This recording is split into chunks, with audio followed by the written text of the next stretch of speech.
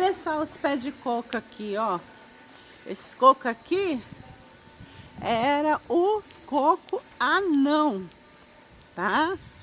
Veja só, aqui, ó o tamanhozão dele que tá. Olha só aqui. Então tem aqui, ó, que são os pés de coco. Gente, ai que legal. A gente desacostuma ouvir isso aqui, né? Chegar perto de um galinheiro aqui, dessa vidinha aqui de chácara, né? E as galinhas aqui tudo olhando pra minha cara. E as galinhas aqui tudo olhando pra minha cara, falando assim, essa bicha é boba.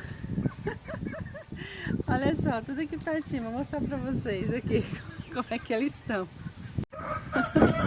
Aqui, ó. As bichinhas aqui, elas ficam olhando pra mim falando assim, essa aqui é burra, hein? Essa daqui é burra. Elas ficam tudo olhando pra mim aqui, falando assim, nossa, o que elas estão achando tão de engraçado, tão de interessante, né?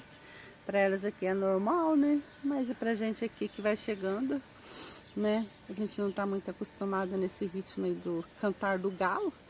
Então quando a gente ouve cantar do galo, a gente já, né? Ó. Lasqueira. Esse daí tá na sinfonia só. E as bichinhas aqui do lado. Só curtindo aqui o cantar do galo.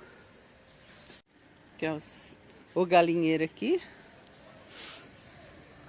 Com as bichinhas aqui, ó. E já tá brigando uma com a outra, né? Mas é. E lá dentro tem o tal do pé de mangas aqui. E ali é os pés de coco. E aqui tem os galinheiros dele aqui. Pezinho aqui de limão. Ave Maria. As galitas aqui.